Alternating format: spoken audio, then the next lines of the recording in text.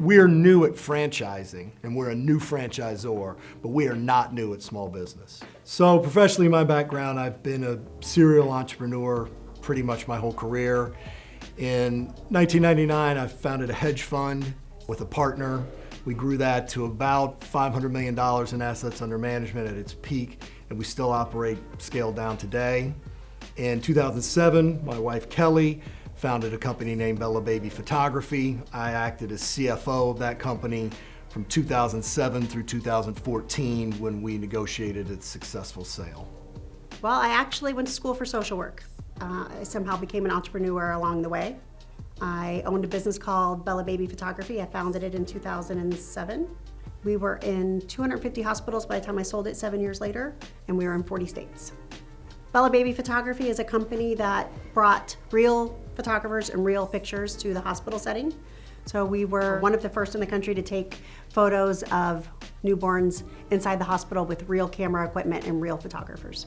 Within 90 days, she had every single hospital in the Chicagoland area except for one, literally except for one. She's just one of the few people who knows what it's like to take an idea, bring it to life, have it succeed, and then scale it to a level that she probably never thought of when she first started. Nick Gabrione is another one of our partners. Nick has a very distinguished professional career. I think the most pertinent part is there was a restaurant here that had one location and a line around the door. And Nick, I guess he ate there a lot, I don't know, he can speak to that. Walked into my local favorite Middle Eastern grill called Naf Naf. They had one location in a horrible spot. Heat left the building, bathrooms on the outside. It was terrible, but the line was out the door. I literally pulled the owner out one day when I was standing in line, and he made sure everything was okay. And I said, yeah, it's okay, except that you're in a dump and we need to get out of here.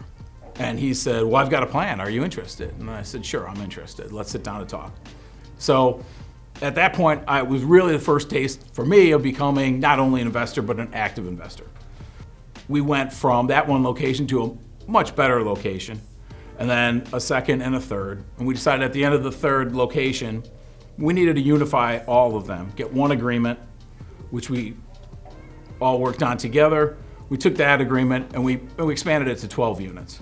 Once we got to 12 units, we brought in private equity. We had passed on a few deals that were not as attractive as what they were offering. Again, it was somebody that you wanted to partner with. When private equity entered, we became a franchise. So once again, Nick took something that was small and working, but then built in the scale to let something grow. So he's got the experience of doing that. And then of course we've got Matt Miller. And you know, Matt's story is he started M14Hoops. Matt did not build this facility because he had a wealthy uncle that passed away. Matt did not bring in any venture capital investors. Matt built this facility on the profits he generated from his rental training business, the exact same business model that we're using in our franchise. Once he built this building, he then entered into an entire new business, which was club teams. He had a big training business, but these facilities, that ticker runs 24 hours a day, 7 days a week, 52 weeks a year. He had built tons of capacity that he had to fill, and he filled it with teams. Now he finished this facility in 2018. They ran their first teams that year, they had 18 of them.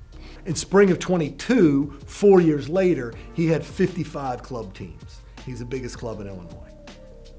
So Matt has in essence built really 3 businesses: the training business, the team business, and the property management business.